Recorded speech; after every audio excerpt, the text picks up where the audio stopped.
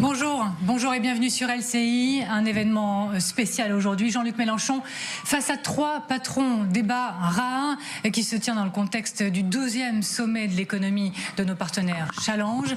Jean-Luc Mélenchon, je vous en prie, soyez le bienvenu. Je vous accueille sur cette scène du 12e sommet de l'économie. Vous allez prendre place juste ici. Le micro. Bonjour. C'est tout bon pour le micro? En fait, on s'est déjà vu. Hein. Oui. Alors Jean-Luc Mélenchon.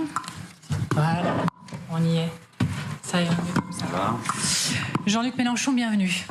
Bienvenue et merci d'avoir accepté l'invitation. Alors vous le savez, vous avez parfois l'image de l'adversaire même des entreprises. Certains entrepreneurs se demandent peut-être même à quoi ressemblerait la France pour eux si vous accédiez aux plus hautes fonctions de l'État. Quel serait l'impact de votre politique sur leurs activités. Et vous vous en souvenez, j'en doute pas un instant, c'était Geoffroy Roux de Bézieux, le patron du MEDEF en 2022, qui disait qu'il vous pensait prêt à être au pouvoir, à gouverner en cas de victoire. Il disait non, ce ne sera pas le chaos. En revanche, les entreprises n'investiront plus et n'embaucheront plus. Voilà, on est là, 3 ans plus tard.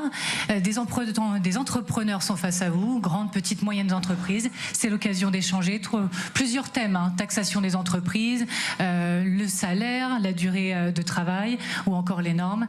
Et c'est Gaëlle Mac qui est directrice déléguée de la rédaction de Challenge, notre partenaire, qui va présenter nos chers patrons.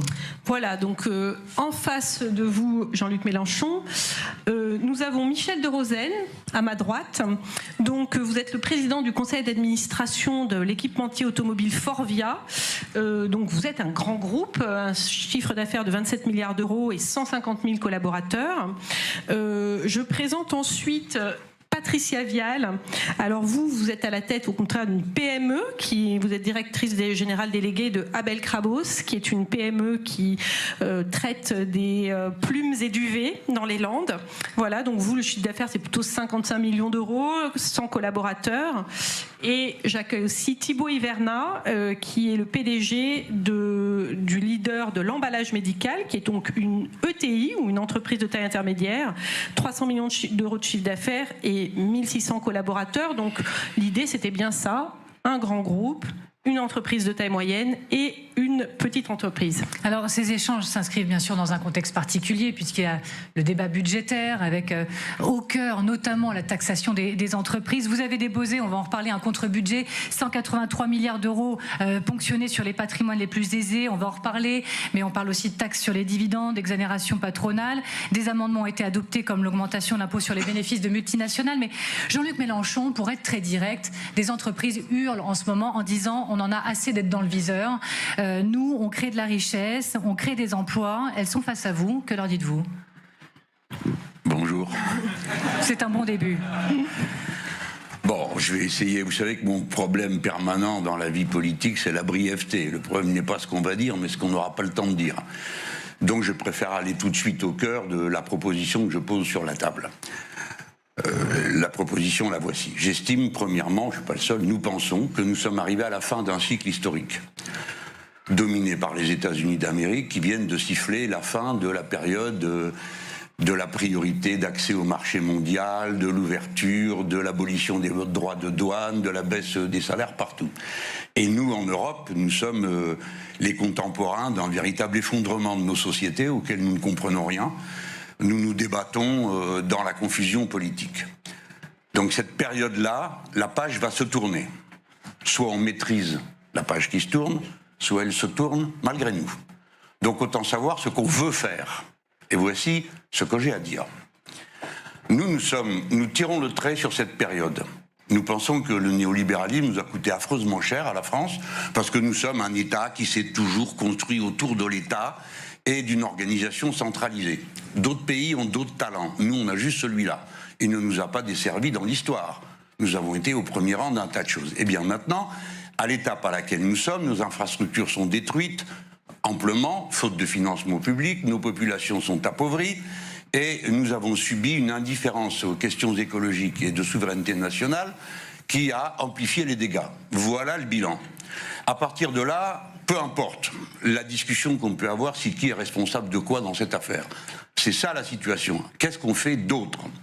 Sur le plan géopolitique, je le laisse de côté. J'en reste à nous, ce qu'on peut faire. Je propose déjà qu'on évite de mélanger les mots. Être adversaire de l'actionnariat, ce n'est pas être adversaire de l'entreprise. Être partisan d'abord de ceux qui travaillent, ce n'est pas détester les autres. Qu'on commence donc par nommer bien les choses. On va voir quand on va arriver dans le détail. Mais j'ai à proposer la chose suivante. Pour la nouvelle étape, essayons d'unir le plan et le marché. Autrement dit, nous ne nous abandonnerons pas au marché.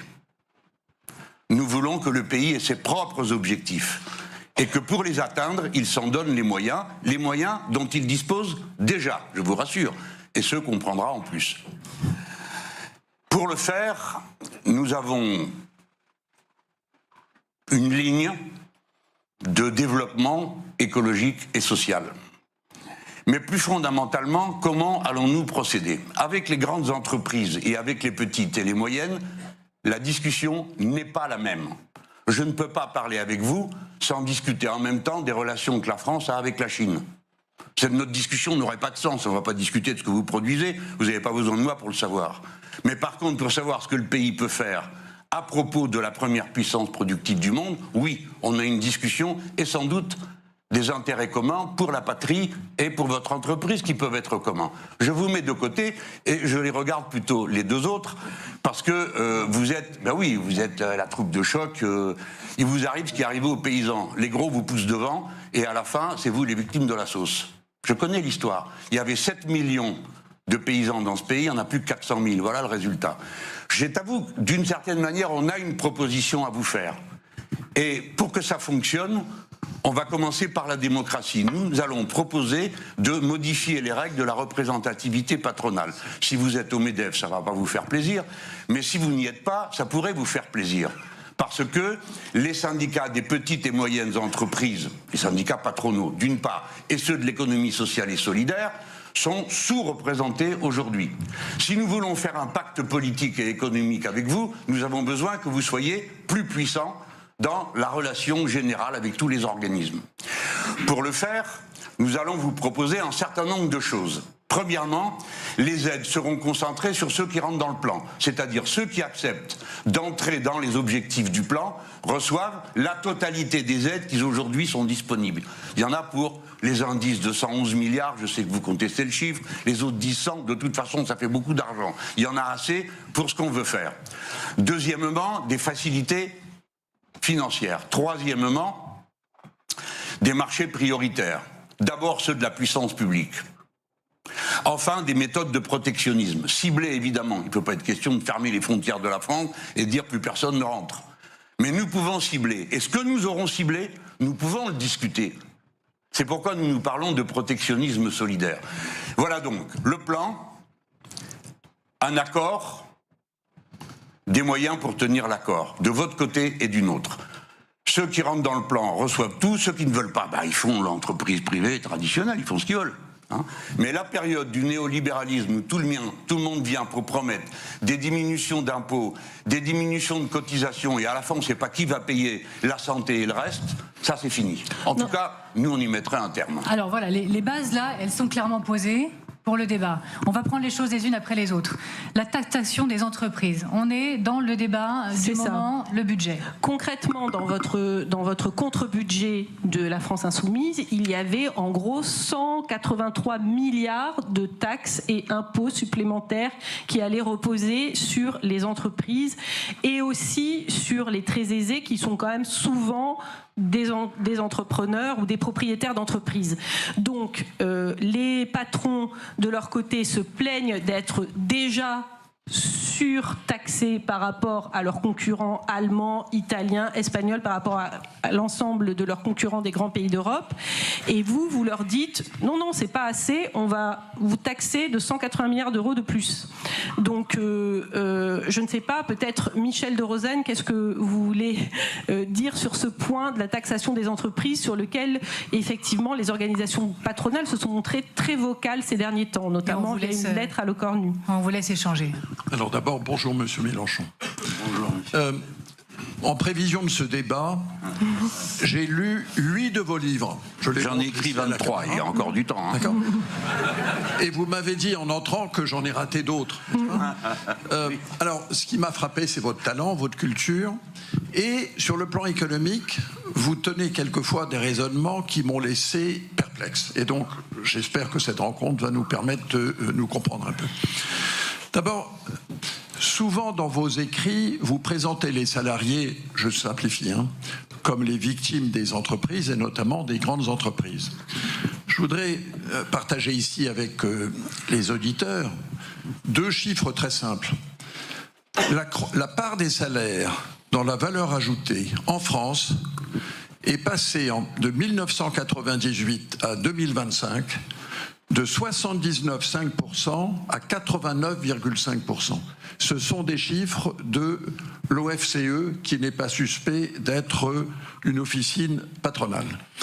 Donc, en France, la part des salaires dans la valeur ajoutée a à la fois progressé et elle est plus forte que dans tous les pays importants de l'Europe. Ça, c'est juste une remarque factuelle. J'en viens maintenant à une question. Vous avez donc, j'ai lu votre programme, le programme LFI, et je vois que vous prévoyez d'augmenter considérablement les dépenses publiques et les prélèvements obligatoires. La France est déjà le pays dont le niveau de dépenses publiques et de prélèvements obligatoires est le plus élevé au sein de la communauté européenne comme au sein de l'OCDE. Comment pouvez-vous croire qu'en augmentant encore plus les dépenses publiques, en augmentant encore plus les prélèvements obligatoires, les impôts, cela permettra d'augmenter la croissance en France et d'augmenter le pouvoir d'achat? Et pour comprendre votre réponse, je me suis demandé dans vos livres, quel pays vous inspire? C'est manifestement pas l'Allemagne, puisque dans le livre Le Hareng de Bismarck, vous tirez au bazooka sur l'Allemagne, vous ne leur donnez aucun crédit sur aucun... Bon. En revanche, il y a un pays qui semble attirer votre sympathie et votre estime, c'est le Venezuela. Mais le Venezuela, ces 15 dernières années, a connu une crise économique et sociale telle que 23% de sa population a quitté le pays pour aller ailleurs. Donc ma question est... Pourquoi pensez-vous qu'il faille augmenter les dépenses et les impôts pour augmenter le pouvoir d'achat des Français? Et pourquoi vous référez au Venezuela? N'y a-t-il pas autour de la Terre un pays plus convaincant? Jean-Luc Mélenchon. Bon, je savoure la délicatesse du propos. Permettez-moi de vous dire que moi aussi je vous ai lu. Il vous en manque encore 14 à lire. Dont le dernier que je vous recommande, si c'est trop cher, c'est 10 ou 20 euros, volez-le. Mais ça permet de comprendre le fond de ma pensée. Alors, je suis un peu votre parallèle. J'ai lu votre livre sur l'égalité, j'ai lu celui que vous avez eu la mauvaise idée de signer avec M. Gattaz. Et... celui sur l'égalité, celui qui m'a le plus intéressé, parce que j'ai découvert qu'on avait un pressentiment, une intuition commune, c'est que l'histoire est faite de dynamique qu'elle contient et qu'elle alimente. Vous pensez, et vous prenez des précautions oratoires, que l'inégalité est le meilleur moteur de l'histoire. Ça ne fait pas de vous une brute. Vous ne dites pas, il n'y a que l'inégalité qui vaille. Mais vous critiquez la passion de l'égalité, dont je reconnais que je suis entièrement fait, comme quelque chose qui rend jaloux. J'ai pas trop aimé la psychologisation. Vous vous trompez, ça ne rend pas jaloux, ça rend soucieux, sourcilleux, chatouilleux de la dignité qu'on se reconnaît pour soi-même et aux autres. Alors je voulais juste rectifier ça, et j'en profite dans les rectifications pour vous dire que le Venezuela n'est pas mon modèle économique. Vous n'avez pas lu les derniers bouquins, ceux-là ils ont déjà au moins 10 ans. Mais non, si un pays force mon attention, c'est toujours celui qui va marcher devant pour la performance technique ou la performance écologique.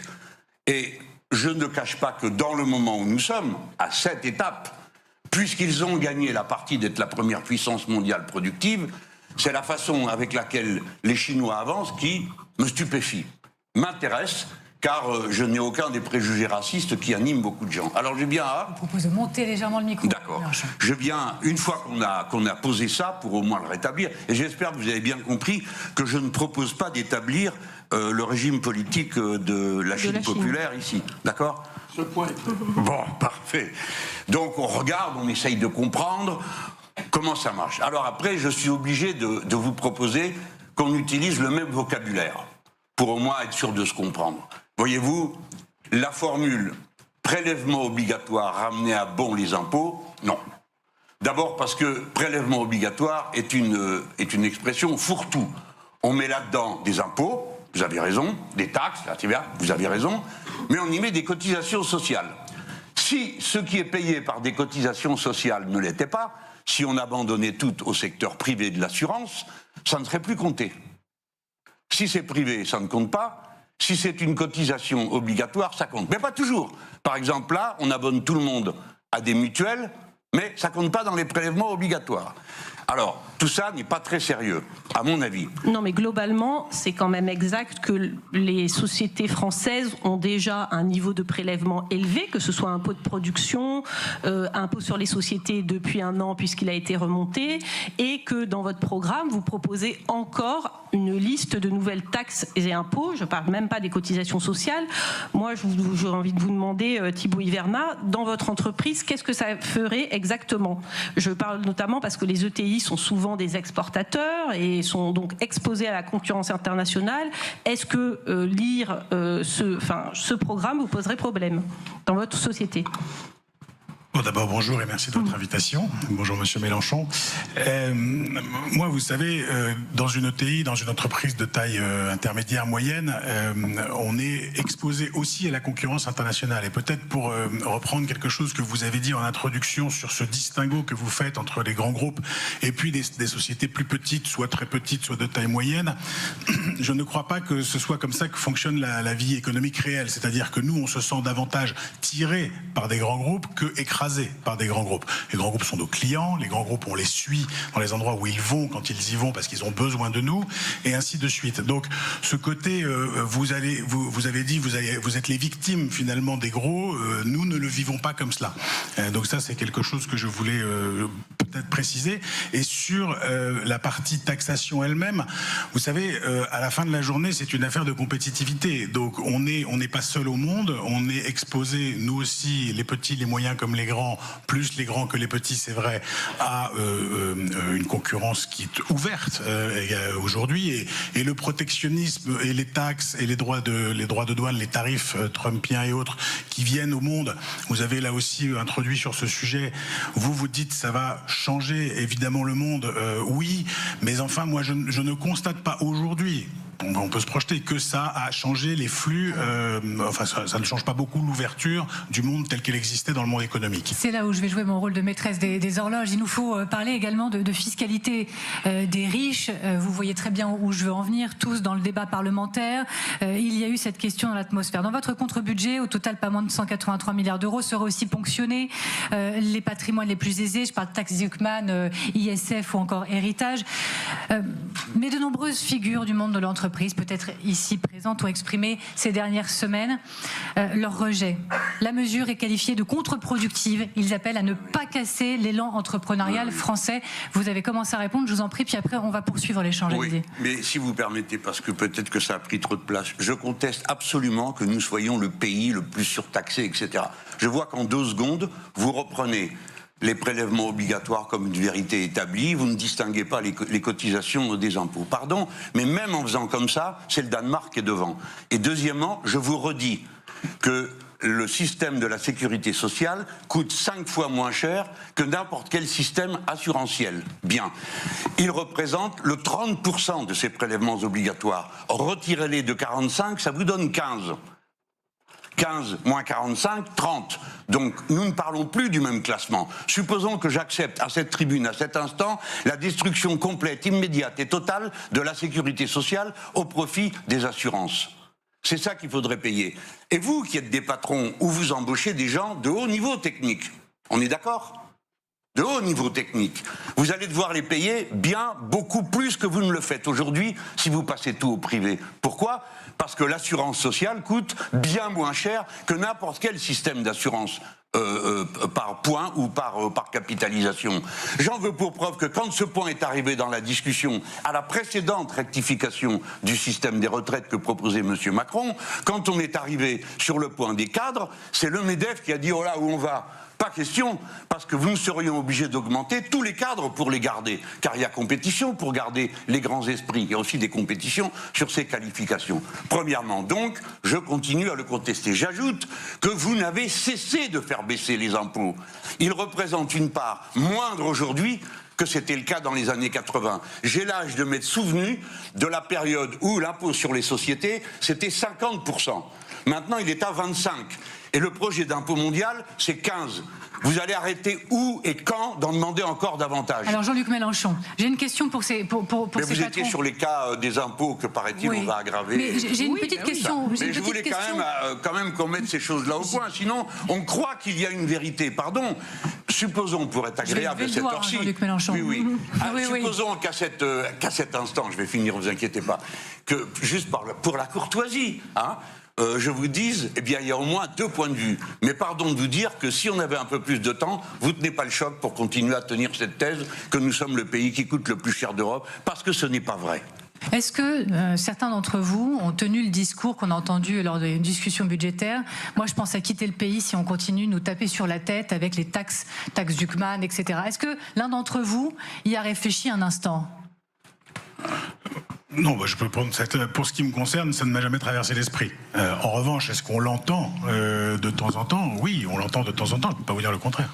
Et qu'est-ce que vous répondez, Jean-Luc Mélenchon, à ceux qui ont envie de partir, qui disent en tout cas qu'ils veulent partir? Peut-être Patricia, Michel. Bonjour Monsieur Mélenchon, merci pour l'invitation. Je fais une parenthèse, sur le territoire français, j'ai un chiffre d'affaires de 5 millions et j'ai 27 salariés. Ça a son importance pour ce que je vous expliquerai tout à l'heure. Non, je l'entends pas. Non, sincèrement non. Et donc, pardon Jean-Luc Mélenchon, à ceux qui disent moi je veux partir, si on continue avec les affaires de taxes Zuckman et si on me tape encore sur la tête à coups de prélèvements et de charges, etc., vous leur dites quoi?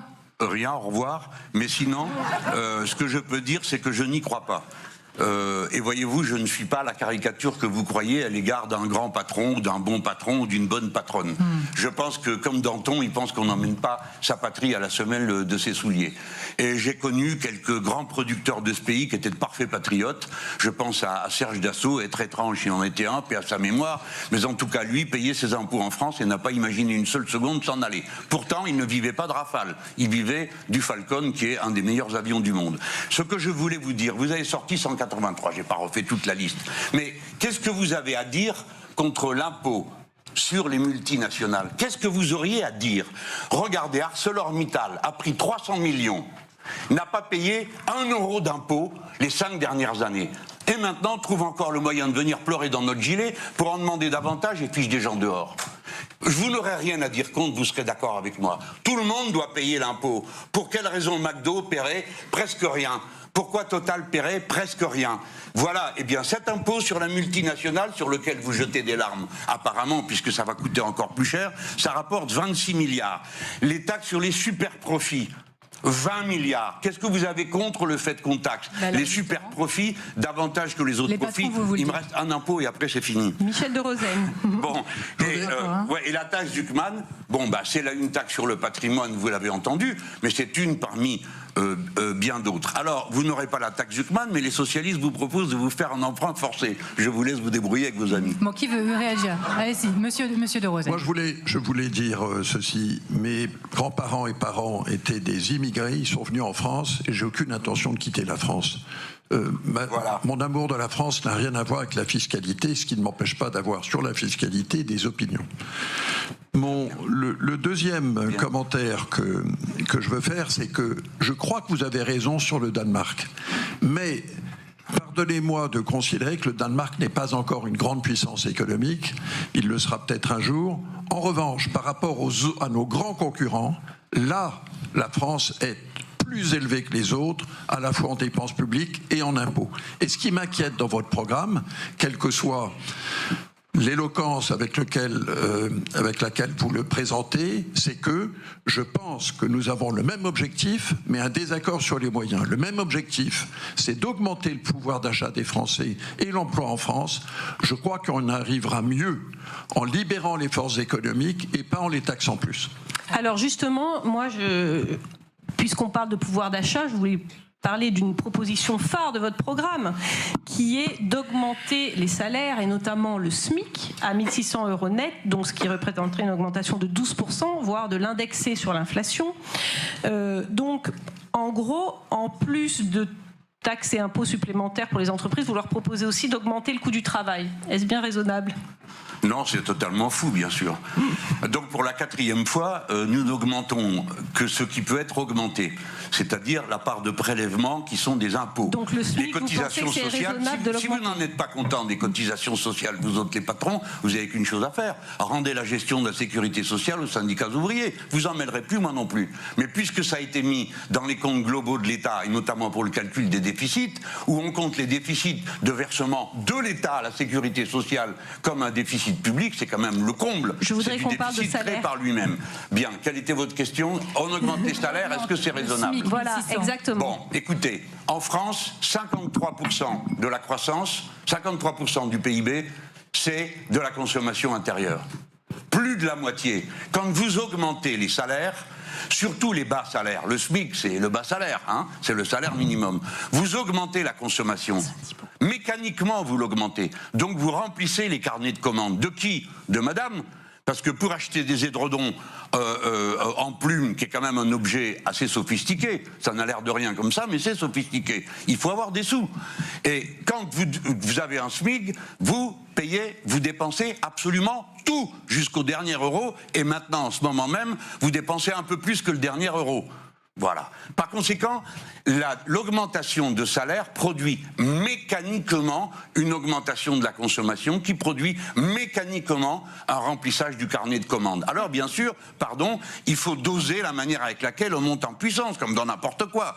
Donc on fait, toc toc toc, c'est 14%, vous allez arrêter de pleurer pour 14%. Les Espagnols ont augmenté de 35%. Alors, et ils ont 3,8% de croissance annuelle. Vous connaissez les deux pays parfaitement. Le travail paye suffisamment dans notre pays aujourd'hui? Est-ce que vous estimez que oui, une hausse de la rémunération de nos salariés est nécessaire? Est-ce que ça peut passer par 1 600 € de SMIC pour commencer?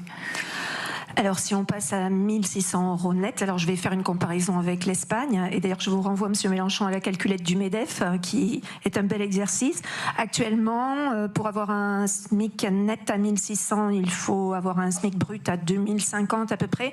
En Espagne, avec la même somme, vous avez un salaire entre 1 700 et 1 850 €. Donc augmenter les salaires et passer à un SMIC à 1 600, grosse répercussion pour nous. Répercussion de trésorerie, répercussion de coûts salariaux, répercussion sur notre trésorerie, répercussion aussi sur les autres salariés puisqu'il y a un écrasement de la grille des salaires avec une augmentation de masse salariale entre 10 et 25%. Donc tout ça c'est une réalité. C'est pour ça que tout à l'heure j'ai bien insisté en disant que j'étais une PME et c'est très compliqué pour nous PME de pouvoir envisager. Et je voudrais glisser sur une de vos mesures phares qui est sur l'intéressement. Alors l'intéressement, moi, comme beaucoup de patrons de PME, je fais mes entretiens de recrutement parce que je n'ai pas les moyens d'avoir des services comme d'autres grandes sociétés. Et quand je fais, à un moment donné, c'est tellement tendu dans le recrutement qu'on est obligé d'avoir des petites choses qui peuvent inciter et à fidéliser nos salariés. Et c'est l'intéressement.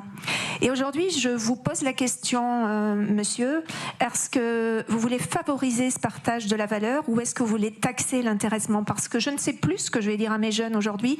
Bien sûr, c'est une question combien je gagne, mais surtout, y a-t-il des primes? Je réponds quoi?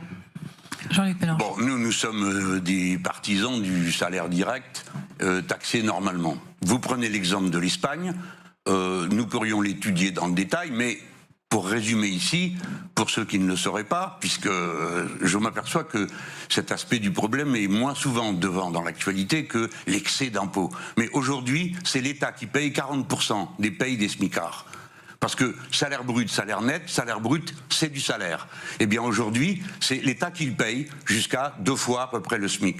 Donc il faut tenir compte, c'est pas vous madame que je m'adresse directement, vous n'y êtes pour rien. Vous voulez dire mais via c'est les pour allégements mentionner. De charges, c'est ça? Je veux dire que d'abord, c'est pas des charges, mais des cotisations. Vous devez appeler les choses par leur nom. C'est une cotisation obligatoire. Ce qui est une charge, c'est l'assurance que vous êtes obligé de prendre pour vos enfants, pour votre appartement, pour votre voiture. Via les allègements de cotisations, oui, c'est ça que je voulais dire. Il faut appeler les choses par leur nom, comme ça on se comprend mieux. On arrive à discuter plus suavement. J'en reviens à la taille de l'entreprise. Bien sûr qu'il y a une perturbation. Je ne vais pas vous dire augmenter de 14% n'a aucune conséquence. Mais il faut bien prendre le problème par un bout. Car si on le prend par l'autre, qui consiste à dire « Ah non, non, non, on ne touche pas au salaire, il ne faut pas que ça bouge ». Tandis que la vie va nécessairement augmenter, parce que tout à l'heure, vous m'avez dit « Je ne sais pas ce que ça va donner Trump », je vais vous le dire, une crise mondiale. Ayez juste 1 ou 2 ans de patience et vous la verrez. Si on continue à dire il faut comprimer les salaires, il faut comprimer les cotisations sociales, alors que nous sommes déjà victimes de plusieurs épidémies de masse, hein, eh bien, on connaît le résultat. C'est que tout ça va nous coûter encore plus cher à la fin. Si vous permettez, vous pénalisez quand même les industries. Je suis obligé de représenter cette partie-là de notre discussion, à laquelle je suis certain que vous êtes, par votre propre vie et celle de vos familles, sensibles. Oui, mais vous pénalisez, l'accident du travail record en Europe, ça vous l'avait pas. Pardon. Patricia Vial et Thibault et Bernard. Oui, vous pénalisez quand même les PME où il y a où on a une majorité de gens sur des emplois non qualifiés. Allez-y Thibault et Bernard. Je voudrais entendre votre voix sur le sujet. Moyenne entreprise. Juste un instant sur les emplois non qualifiés et qualifiés et ainsi de suite. Donc, qui est une réalité européenne. Non, mais attendez. D'abord, personnellement, je ne crois pas à l'emploi non qualifié, mais je comprends ce que vous voulez dire. C'est-à-dire des employés sans diplôme. Parce qu'au bout d'un moment, vos employés, vous vous battez pour les garder. Non, on a un savoir-faire, mais ils ne sont pas qualifiés. Ah ben, savoir-faire et qualification, c'est voisin. Une qualification reste, un savoir-faire se dilue. Vous me rendez triste, madame. J'ai inventé la valorisation des acquis de l'expérience qui donne le diplôme. Donc le CAP. Une seconde. Est-ce que vous me permettez de vous dire que, à part vous prendre des sous, c'est pas moi qui vais les prendre, hein, augmenter les salaires, il y a d'autres choses dans le plan que vous pouvez voir. Par exemple, le taux d'escompte à 0%, ça vous intéresse ? Ou vous prenez pas parce que non, mais là on est sur le SMIC. Alors, on va revenir.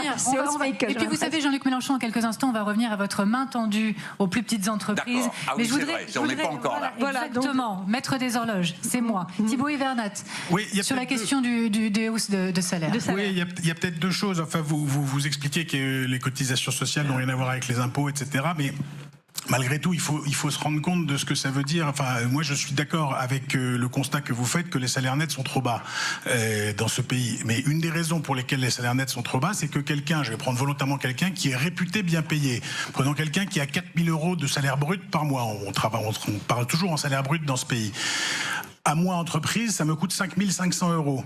Et lui, il lui reste 2 500 une fois qu'on lui a retiré les cotisations dites salariales. C'est une vue de l'esprit de scinder les deux. Mais, et puis son impôt sur le revenu et les autres taxes. Donc voilà quelqu'un dont la valeur de travail reconnue par son employeur est de 5 500 € par mois et à qui il va rester 2 500 chaque mois parce qu'on va prendre 3 000 avant même qu'il les ait vus. Est-ce que ça, c'est pas quelque chose qui mériterait d'être travaillé, en fait, encore une fois, à charge égale, cotisation égale, impôt égal. Mais aujourd'hui, les gens ne voient pas le fruit de la valeur de leur travail, du fait en partie de ce système. Ouais, c'est très concret. On voit vraiment pas le monde du même balcon.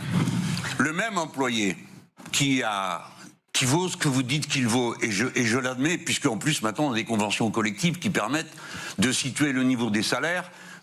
Ça c'est un atout français, ça n'existe qu'en France. Ailleurs, si vous n'êtes pas membre du syndicat qui a signé l'accord et que votre patron n'est pas membre du syndicat patronal qui a signé, l'accord il n'est pas pour vous. Mais je reviens à cette personne qui a gagné cet argent. Tant qu'elle est en bonne santé, tant que tout va bien pour elle, tout va bien. Comment on lui a pris 3 000 €?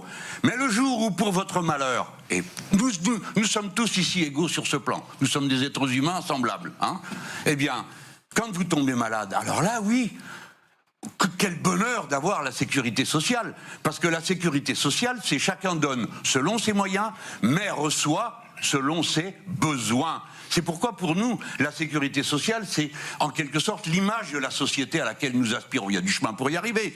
Mais c'est pourquoi je ne peux pas vous répondre mois par mois. Mais le mois où la personne est malade, là je peux vous répondre.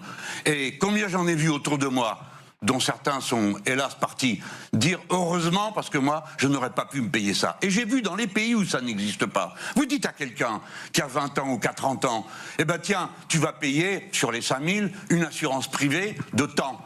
Il va dire jamais de la vie. Ça, c'est dans le bouquin que vous avez signé avec un machin, là. Il dit, alors, chacun choisira s'il va à la Sécu ou s'il va à l'assurance privée. À 20 ans, à 30 ans, vous vous croyez immortel, vous signez rien du tout, vous prenez le moins possible. Mais une fois que vous réfléchissez, moi j'ai vu, je vous en parle, c'est un témoignage, des gens, tu amènes quelqu'un à l'hôpital, dont tu sais qu'il a une probabilité de survivre, mais cette probabilité, c'est une probabilité seulement. Et puis la première semaine, tu as dépensé tout ce que tu avais en économie, parce qu'il n'y a pas de sécurité sociale. Et la deuxième semaine, tu vas emprunter. Et la troisième semaine, on te demande, on dit qu'est-ce qu'on fait ? On le sort et on le ramène chez vous ou on continue les soins? Voilà à quelle dialectique horrible la sécurité sociale nous permet d'échapper. Oui, mais il y a une question de curseur du coût en réalité. Michel de Rosen, puisque c'est vous qui Attendez, avez non mais je veux répondre. Il veut faire baisser les coûts. écrit le livre. Je veux juste dire que si aujourd'hui on prend 3 000 € à cette personne pour lui dire on te le rendra quand tu seras malade, quand tu seras à la retraite, ce qui est le principe du pot commun et de la solidarité intergénération et en cas de maladie. Je partage complètement cette idée. En revanche, la bonne question est de dire ok, est-ce qu'on peut faire ça pour 2500 au lieu de 3000 pour que la personne, elle, touche tous les jours, parce que elle est contente d'être protégée quand elle va être malade ou à la retraite. Ce qu'elle voudrait aussi, c'est pouvoir bénéficier un peu des fruits de son travail chaque mois. Mais monsieur, attendez, il faut répondre à ces questions-là. D'abord, on peut faire baisser les prix des soins et des médicaments. Donc on ne laisse pas les boîtes françaises partir, ce qu'on est en train de faire en ce moment pour les prothèses cervicales et compagnie. Primo. Segundo, on continue à produire les médicaments ici et on met une règle sur les prix. On ne les laisse pas partir comme on l'a fait récemment encore avec le Doliprane et compagnie. Et puis, pour le troisième élément, c'est on lutte pour que ça coûte moins cher. Si la maladie coûtait moins cher, la cotisation coûterait moins cher.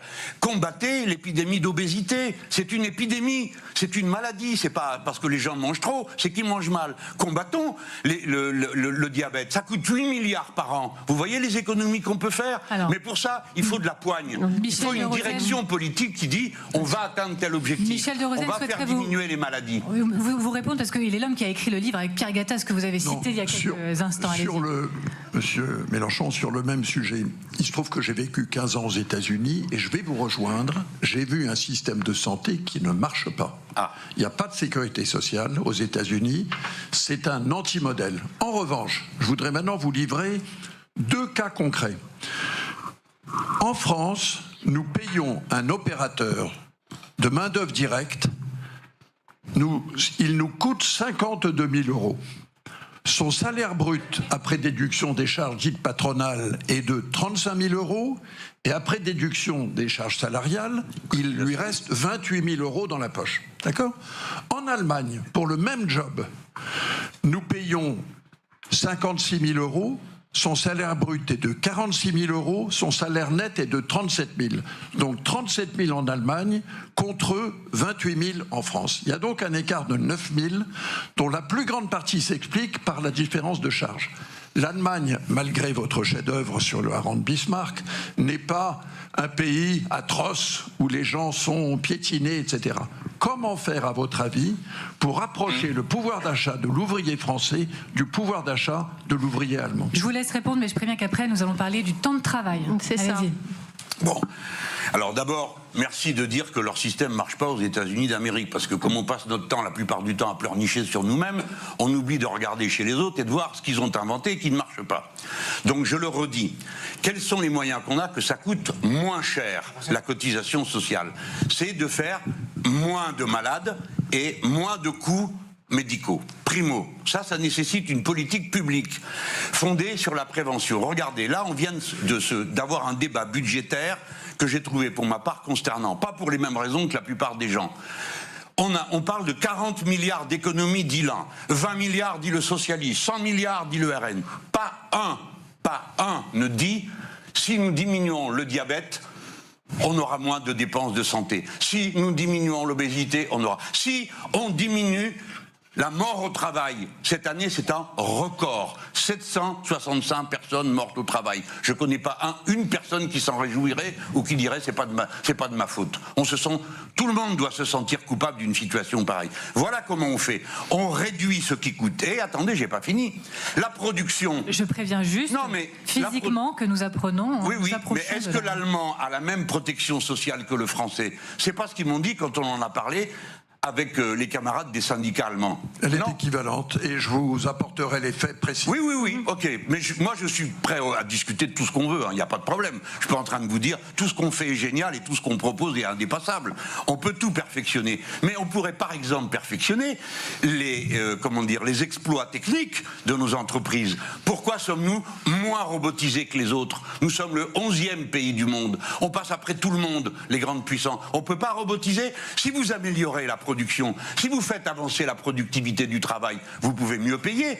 Et si d'un côté vous faites des économies et de l'autre vous augmentez la productivité par des moyens humains, le moyen humain, c'est de mettre des machines à la place de l'effort humain. Si vous faites ça, eh ben vous réduisez la différence. Mais c'est pas ça qu'on a fait. Pendant 40 ans, on a fait le contraire. Jean-Luc Mélenchon. Vous voulez que je vous parle de l'investissement en France? Alors, vous pas y êtes tout de pour rien suite. parce que vous êtes sur des fronts extérieurs. Mais l'investissement en France, il s'est écroulé à proportion du fait que les dividendes ont augmenté. Et ça, vous ne pourrez pas le contester si je vous mets les chiffres sous les yeux. Jean-Luc Mélenchon de gagner plus, mais en travaillant moins. Je caricature un peu, mais je pose les bases. Dans votre programme, en parallèle de la hausse de salaire, vous parlez de retour aux 35 heures réelles, d'ouverture des discussions sur les 32 heures. Il y a aussi généralisé une 6e semaine de congés payés pour tous les salariés. Je ne veux pas me mettre à votre place, mais j'imagine que la question des patrons, c'est comment rester compétitif dans ces conditions. Allez-y. Alors bon, je vais pas, comme ça fait quand même 20 ans que ça dure cette histoire, et même un siècle. La grande cause pour la gauche, c'est la diminution du temps de travail. Depuis le début, dans la journée, la bataille pour les 8 heures, c'est le petit triangle que j'ai là, la bataille pour le mois, la semaine de 35, de 40, etc. Et puis dans la vie avec la retraite. C'est la bataille, L majuscule, G majuscule, de la gauche. Je rappelle que vous souhaitez la retraite à 60 ans de nouveau avec 40 annuités. Oui, c'est le bagne avec moi. Hein. Non, mais je rappelle juste le terme. Oui, mais moi je suis content, c'est pour que tout le monde le sache. Voilà. Voilà, s'il y a des gens qui ont moins de 60 ans, ça les intéresse. Non, je vous dis les autres, ça ils sont parce tirés d'affaire. qu'effectivement, Mais bon, beaucoup de discussions tournant autour du financement du modèle social disent qu'il faut augmenter la quantité de travail. Oui. Donc, Mais alors, la question que vous devez voir, alors j'ai dû essayer de renouveler l'argumentaire, parce qu'à la force, ça finit par me fatiguer. Mais ce que tout le monde a observé, d'abord, on a fait les 35 heures, et au moment où elles ont été mises en place, c'est-à-dire où il a fallu, dans des tas d'entreprises, à l'issue de discussions qui des fois étaient assez homériques, passer à 35 heures. Ce fut les 2 années où on a créé le plus d'emplois en France de tout le XXe siècle. Et puis, après a recommencé la traditionnelle lutte pour la répartition de la richesse produite, qui est au fond la lutte pour savoir combien de temps de travail gratuit il y a dans une entreprise ou pas. Et à ce moment-là, on a commencé à dégrader. Voici que la 36e heure a commencé à baisser de prix, et puis encore de prix, et puis encore. Elle a été revue, je crois, plus de 10 fois. Et maintenant, M. Macron a mis le coup de grâce terminal. On était à 20% d'augmentation de la 36e heure. S'il y a un accord d'entreprise, vous voyez, l'accord d'entreprise, pardon, je ne veux faire offenser personne, mais disons que le rapport de force est moyen à l'échelle de l'entreprise. Michel. Eh bien, non mais si, monsieur, parce que moi tous les tests, je les ai toujours refusés où on disait d'un commun accord entre l'employeur et l'employé. Non, l'employé à la fin il finit par être d'accord avec l'employeur. Je termine sur... Vous me dites que non, je vous réponds que oui. Non, je vous dis que c'est pas l'expérience que j'ai. Donc, si vous voulez, ça fait, je pense, et c'est heureux que dans beaucoup d'entreprises, dont la mienne et beaucoup d'entreprises, on a dépassé depuis longtemps, et c'est heureux parce que plus personne n'irait travailler, moi le premier, on a dépassé cette espèce de rapport conflictuel, confrontationnel entre les salariés et le patron. Et quand il y a des problèmes, on s'assoit, on réfléchit, on les résout ensemble. C'est comme ça qu'on avance. Je vous en félicite. Cependant, il reste que le processus de l'accumulation nécessite quand même du travail gratuit. Mais je mets cette question de côté pour rester sur ce que vous avez dit. Si on diminue le temps de travail, je vais vous dire, j'ai rien besoin de faire. Avant, il fallait faire plein de choses. Pourquoi ? Parce qu'il y a un phénomène nouveau qui est en train de se produire. C'est la dénatalité. Et la dénatalité, vous allez maintenant devoir y faire face. Pourquoi ? Parce que la génération qui a 15 ans, elle sera au boulot en 2035. Et si en 2035, vous n'entendez pas que les gens veulent travailler différemment, dans d'autres conditions, moins longtemps et avec une plus grande ouverture, alors vous n'aurez pas les gens. La preuve, aujourd'hui même, il y a tous les ans 2 millions de personnes qui démissionnent de leur emploi. Pas pour partir aux pâquerettes, mais qui retrouvent en moins de 6 mois un autre emploi parce qu'ils Jean-Luc veulent en Mélenchon, changer. je pense que vous avez envie d'échanger, à mon avis, avec Michel de Rosen, puisqu'il a écrit le fameux livre avec Pierre Gattaz que vous citiez tout à l'heure. Gagner plus, c'est maintenant. C'est pour le taquiner seulement. Et on va vers les 40 heures, si Il est on meilleur suit auteur tout seul. Michel de Rosen. Voilà, vous préconisez plutôt de augmenter la quantité de travail et de passer aux 40 heures. Revenir aux 40 heures. On va essayer de... Il y a les faits et puis il y a les opinions. Si on s'arrête un instant sur les faits, vous l'avez évoqué, il y a la durée du travail dans la journée, il y a la durée du travail dans le mois, il y a la durée du travail dans l'année, et puis il y a la durée du travail dans la vie. Oui. Si on regarde ces différents indicateurs, et c'est pas mon opinion ou celle de Pétaouchnok, c'est l'opinion d'économistes internationaux comme ceux de l'OCDE, etc., dont le métier est de faire des comparaisons internationales. Ils nous disent tous, après avoir regardé ces chiffres de près, qu'en France, on travaille moins que dans la plupart des autres pays européens. Alors, je veux bien qu'on soit plus malin que les autres, qu'on soit comme Astérix et qu'on se débrouille, etc., etc. Et c'est vrai que les Français sont des malins. Mais je crois néanmoins que si nous voulons créer plus de richesses en France, plus de pouvoir d'achat et plus d'emplois, nous n'y arriverons pas si nous travaillons moins que les autres. Je crois que nous devons travailler autant, on va dire, que la moyenne des Européens. Voilà. Alors, eh bien, j'en suis d'accord, et ça tombe bien, on travaille mieux et plus longtemps. Nous travaillons plus longtemps que les Allemands. Nous travaillons plus longtemps, et là, je m'adresse au grand patron d'une grosse boîte qui a beaucoup de technique et de science. Écoutez, franchement, vous voulez qu'on travaille autant que qui? Que les Bulgares, les Roumains, c'est eux les records du travail. La moyenne européenne. Eh bien, faisons-le. Moi, je vous dis, c'est déjà fait. Et nous travaillons plus que les autres. Pourquoi? Parce que la productivité du travail en France, de ces grands instituts dont vous venez de nous parler à l'instant, est rapportée à la population totale. Ce qui est absurde, car on ne peut rapporter le temps que nous passons tous au travail qu'à la population active réelle. C'est-à-dire qu'on ne va pas compter les chômeurs, pourtant on les compte. On ne va pas compter les jeunes qui sont en études, pourtant on les compte. Quand on rétablit les comptes sur la base du temps de travail passé réellement au travail par une population active réelle, nous travaillons davantage que les autres. C'est la raison pour laquelle, avant que je ne sais quel grand génie ait inventé l'idée d'aller mettre 800 000 apprentis d'un seul coup dans l'industrie et dans l'activité économique française, eh bien la productivité d'un travailleur français était 20% supérieure à celle d'un Anglais, même supérieure d'un Allemand. Jusqu'à ce qu'on se rende compte qu'en mettant des gens qui par définition ne peuvent pas produire autant qu'un ouvrier qualifié ou qu'une ouvrière qualifiée, eh bien on effondre la productivité. Donc vous voyez les statistiques, il faut toujours regarder clairement ce qu'elles décrivent réellement. Et il y a des pays où on rapporte à la population totale, mais pas en France. Voilà, leur film, c'est passionnant, c'est bon signe. C'est bon signe. Il faut qu'on parle des petites entreprises. Il faut qu'on parle un peu des précisément Patricia Vial.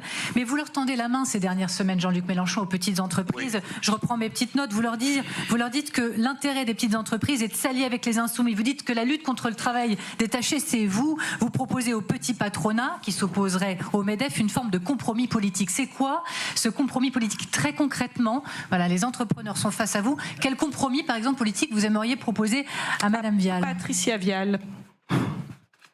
Bah, vous aussi.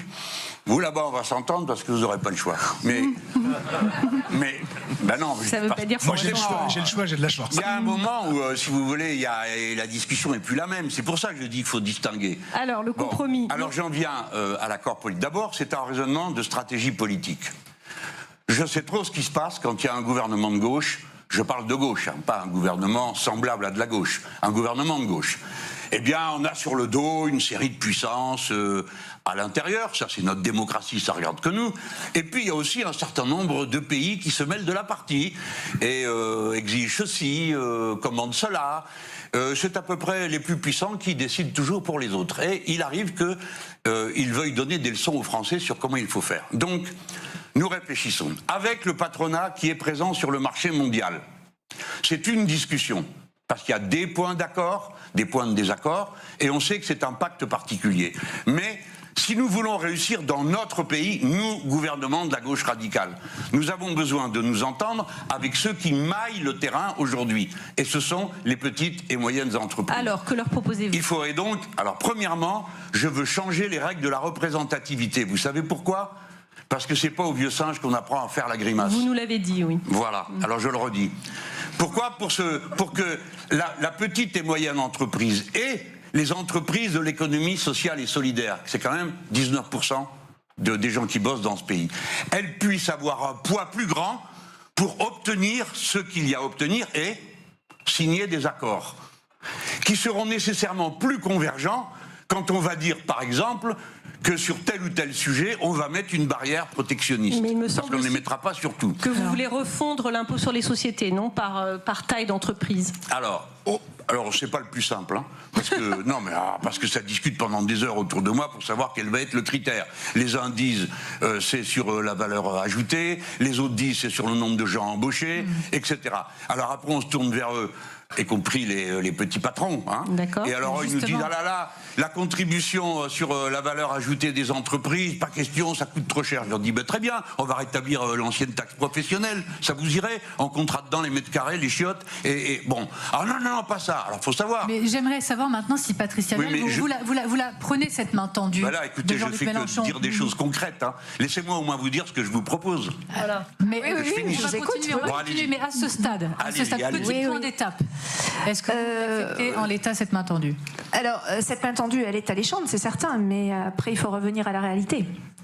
C'est une réalité qui nous coûte cher, parce qu'avec les seuils, et vous l'avez dit, aujourd'hui rien n'est fixé comme critère.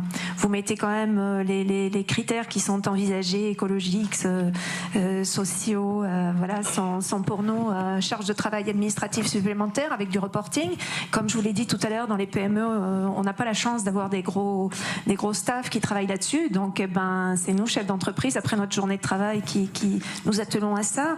Donc, c'est très compliqué, ça complexifie le travail des RH, ça complexifie les secteurs fiscaux, ça complexifie tout ce domaine-là. Mais avant de penser à l'ISF, parce que je vais vous dire, Monsieur Mélenchon, un chef d'entreprise, quand il arrive le matin dans sa PME, c'est pas la fiscalité à laquelle il pense, c'est se dire tous mes salariés sont là, aujourd'hui je vais pouvoir produire, je vais être compétitif, je vais pouvoir payer des salaires à la fin du mois.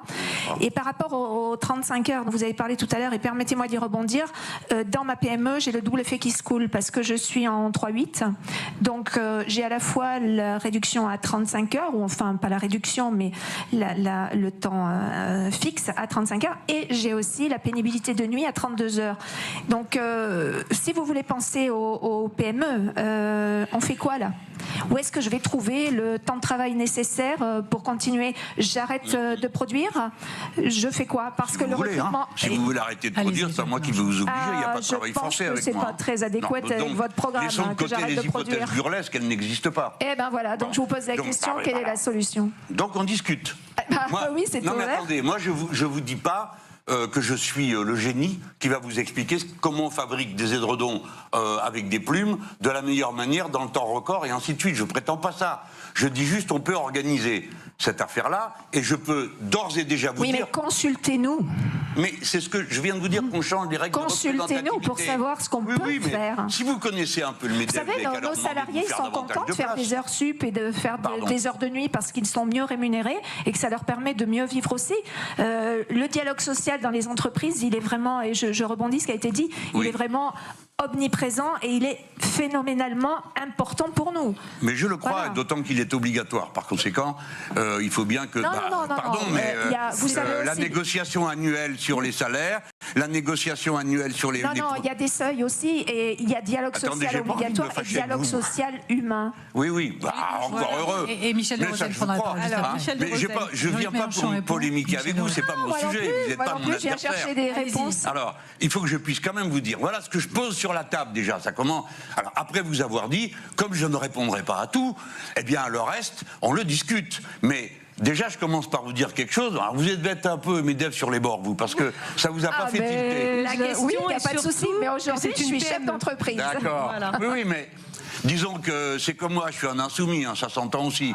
Bon, donc il y a un moment où on a nos propres accointances. Je vous l'ai dit qu'au MEDEF, je défendais la mixité économique. Bon, très bien. Et vous félicite parce que rien que si vous arriviez à obtenir du MEDEF qui fasse des enquêtes internes pour que les femmes soient payées comme les hommes, ça me pète la retraite à 60 ans. Alors donc, j'aime mieux vous dire que s'il y a quelqu'un qui est intéressé à l'égalité salariale, c'est bien les gens qui proposent la retraite à 60 ans. Mais regardez, j'arrive et je vous dis, moi, je n'ai pas peur.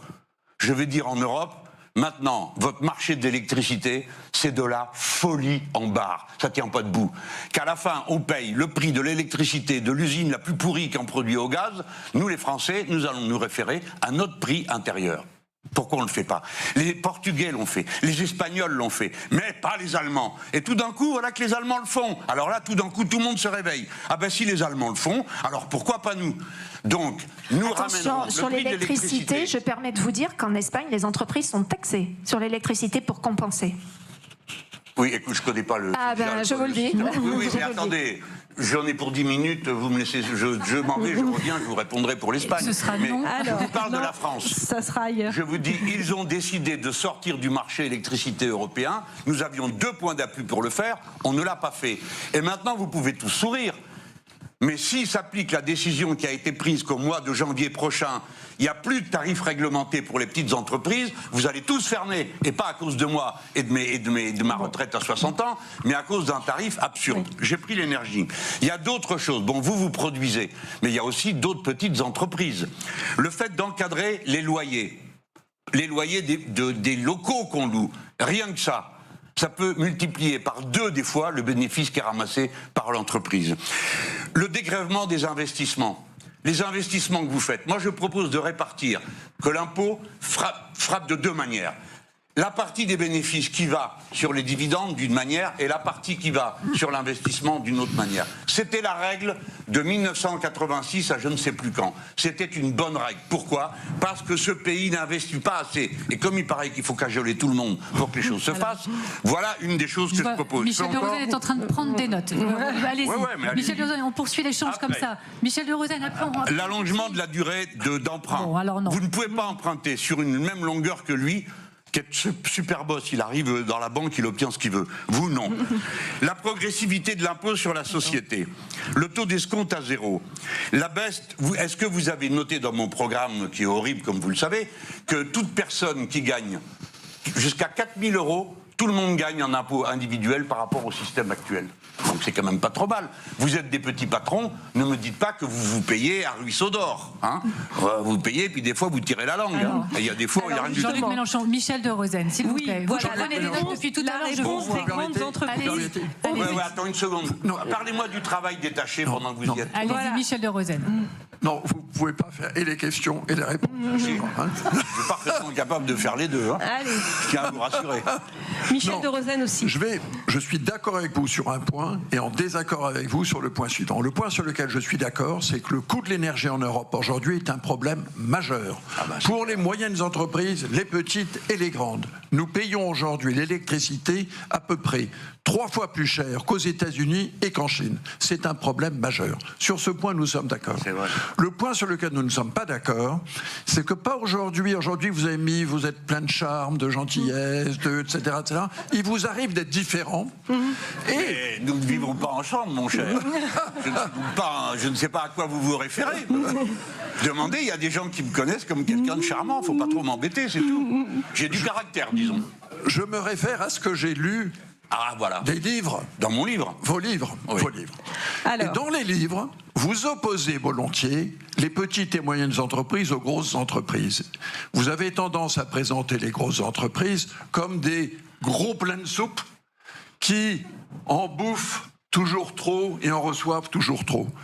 Ce que je veux affirmer ici, devant vous, c'est que pour nous, nos 450 fournisseurs français et nos 4600 fournisseurs européens ne sont pas des adversaires, ils sont des partenaires. Pas parce qu'on est des gens bien, parce qu'on a besoin d'eux et qu'ils ont besoin de nous. Nous travaillons, comme dit l'autre, comme une meute. Et ça marche assez bien. Ben, très bien, tant mieux. Voilà. Mais moi, ça ne me dérange pas. Je n'oppose pas. Je dis simplement que j'ai pas le même rapport de force avec vous si je suis le responsable politique qu'avec madame. Est-ce que vous admettez cette idée? Vous êtes un producteur international, vous aussi, parce que la taille de votre entreprise ne saurait faire oublier que vous êtes une petite multinationale, mais une multinationale. Bien sûr. Américaine, chinoise et française. Bien bravo, soit dit par parenthèse. Vous produisez du matériel médical. Merci. Pourquoi j'ai dit bravo? Pardon, j'en profite parce qu'il faut quand même que je dise ce que j'ai à dire. Il y a une frontière sur laquelle mon projet politique, il propose de dire... il y a cet accord qu'on doit faire. Pourquoi avec eux? Parce qu'ils sont là et qu'ils ne peuvent pas s'en aller, ils sont comme nous. Les travailleurs ne peuvent pas s'en aller, et eux non plus. Vous n'allez pas faire vos courses à Hong Kong, vous n'allez pas faire votre restaurant à Miami. Donc nous sommes là. Donc on peut avoir un accord parce qu'on a un besoin vital, et nous savons que vous êtes toujours au bord. Vous pourriez basculer, un accident quelconque et vous basculez. Voilà pourquoi on a intérêt à s'entendre. Et pour qu'on s'entende, à part les mesures que j'ai dit là, comme par exemple, on n'a pas pu parler du travail détaché, mais je le rajoute, je suis contre et nous ne le permettrons pas. Mais tout ça veut dire qu'on vous donne des moyens et on discute le reste. Vous allez me dire, monsieur Mélenchon, ceci, cela, ça coûte trop cher. Très bien, regardons. C'est pas le même rapport qu'avec le patron de la grande multinationale, où là, la politique et la géopolitique rentrent directement en compte. Si on a un président de la République française qui s'engueule avec toute la direction de la Chine ou des États-Unis d'Amérique, ça m'étonnerait que ça chauffe pas pour lui. Attention, on approche de la fin. 7h56, Voilà, on doit parler des normes également qui concernent vraiment profondément les voilà. Exactement. Je voudrais quand même qu'on ait un tout petit peu de temps pour parler des normes, parce que justement, dans votre compromis pour les PME, ce sujet des normes, ça les affecte énormément. C'est un sujet majeur pour elles. Or, on a l'impression, à lire votre programme, que les restrictions sur les licenciements, notamment les quotas de contrats précaires, l'encadrement de la sous-traitance, durcir certaines normes écologiques, et également les sujets sur la conditionnalité des aides. Donc tout ça, on a l'impression que ça va créer quand même un certain nombre de paperasseries et que ça va rigidifier un peu les rapports entre les entreprises et l'administration. Donc oui, pourquoi pas, chargeons le baudet. Mais je voudrais vous dire que la paperasse, elle n'a pas commencé avec les gens qui étaient pour la présence de l'État, pour le plan et le reste. Hein. Elle a commencé avec le néolibéralisme. À tout bout de champ, il faut répondre de ceci, répondre de cela. Demandez à un chercheur, à un enseignant, à un architecte, le temps qui passe à remplir de la paperasse. je vous dis que votre programme n'a pas l'air d'aller vers la simplification. Oui, oui. Ben non, mais c'est tout ça, tout le monde le dit, la simplification. Mais moi, je fais partie des optimistes. Je pense, par exemple, que l'intelligence artificielle va nous permettre de simplifier radicalement un tas de tâches répétitives et de contrôle. D'autant que vous n'y échapperez pas. Ce n'est pas un gouvernement mutualiste ou collectiviste comme moi qui l'a inventé, mais toutes vos comptabilités vont être bientôt numérisées à l'intérieur d'un même système que l'État va vous proposer. Par conséquent, vous allez voir que la machine va pouvoir traiter toute seule ce que vous faisiez avant. Ce que je peux dire... Pardon, mais je veux dire, la norme, vous pouvez pas être contre les normes, les gens. Regardez, si vous êtes contre les normes, ça veut dire que chacun va aller au bout de sa propre logique. Si, pour cultiver et rapporter davantage, je dois mettre du pesticide partout, j'en mettrai parce que c'est la condition. Jean-Luc Mélenchon, s'il y a une norme qui l'interdit, Jean-Luc Mélenchon, et attendez, je termine. Laissez-moi juste dire un mot. Parfois, sur c'est pas la forcément norme, le nombre de normes qui pose problème, mais c'est leur architecture, leur cohérence, leur adaptation au terrain. C'est parfois ce que disent les entrepreneurs. La norme, par définition, ne s'adapte pas au terrain. Si vous dites que vous n'en mettez pas de pesticides, c'est pour tout le monde, quel que soit le terrain. Mais permettez-moi de vous dire que la norme est un moyen qui nous permet de nous protéger collectivement et qui permet aussi de créer du protectionnisme. Parce que les clauses sanitaires... Écoutez, laissez-moi au moins sur un point concret. Vous passez votre temps à dire qu'il faut être concret. Je le suis. Mais oui, mais Thibault, les clauses sanitaires nous permettent de mettre des barrières protectionnistes avec l'accord de l'OMC. Vous le savez. Si nous interdisons certains produits pour des raisons sanitaires, nous en avons le droit international. Vous voyez, comme je suis bienveillant avec le droit international, y compris quand il ne me plaît pas. Mais je l'ai dit, il faut un peu d'habileté pour mener les affaires publiques. Allez-y. Oui, et il faut aussi se remettre dans les chaussures du quotidien de ce qu'est une entreprise. C'est-à-dire que tous les matins, et je reprends ce qui a été dit avant, on a une liste de choses qui ne vont pas, le client qui n'est pas livré, le problème qualité, des absents dans les usines, que sais-je. Les normes, les contrôles administratifs et autres prennent déjà une partie considérable du temps des gens qui travaillent dans l'entreprise. Et beaucoup sont utiles, beaucoup sont indispensables. Je vous rejoins absolument. On est d'accord.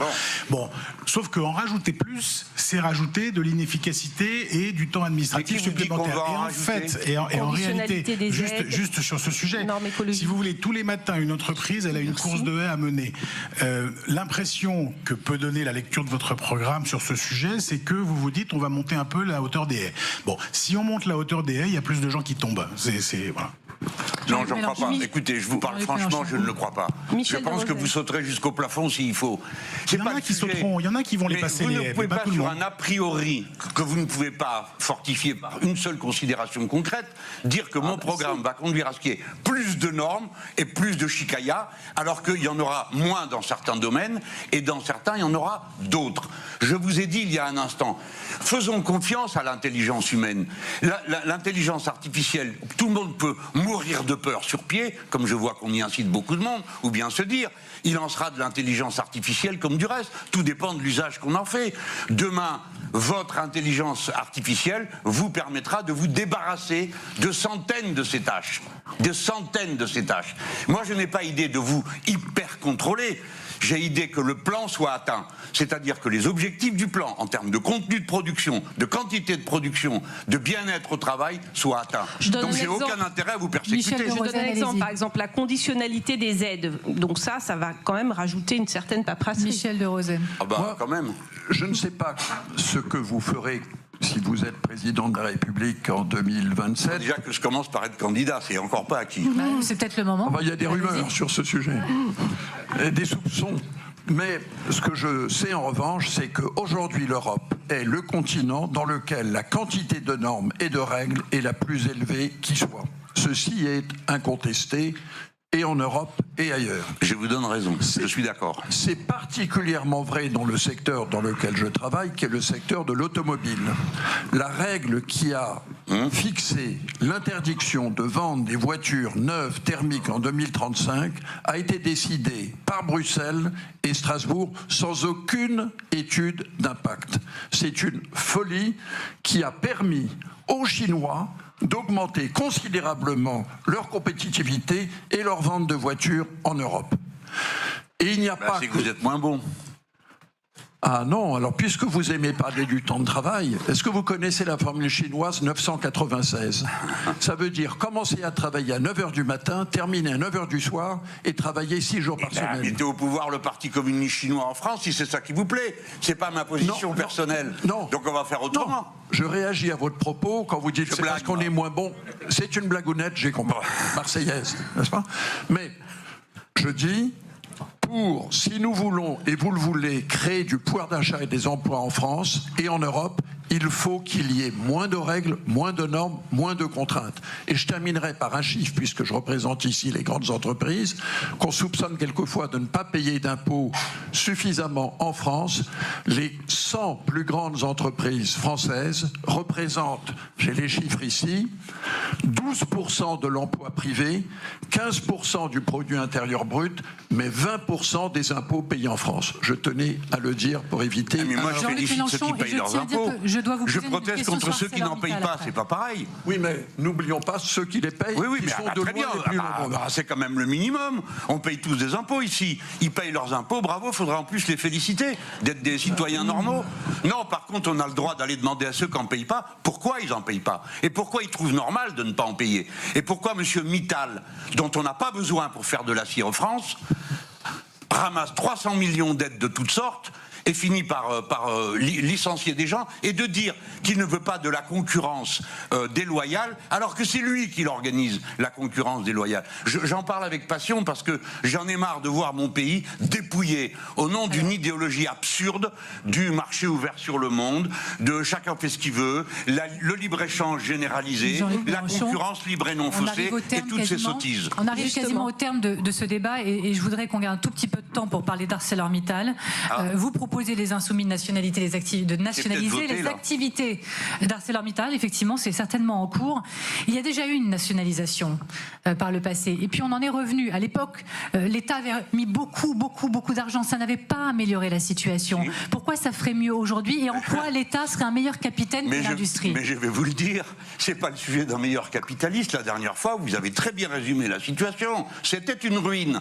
L'État est arrivé à nationaliser, à recapitaliser, réorganiser tout de fond en comble, et quand c'est redevenu juteux, on l'a privatisé. On l'a vendu à 3 boîtes. Et on nous a dit à tous, ne vous inquiétez de rien, l'affaire est sauvée.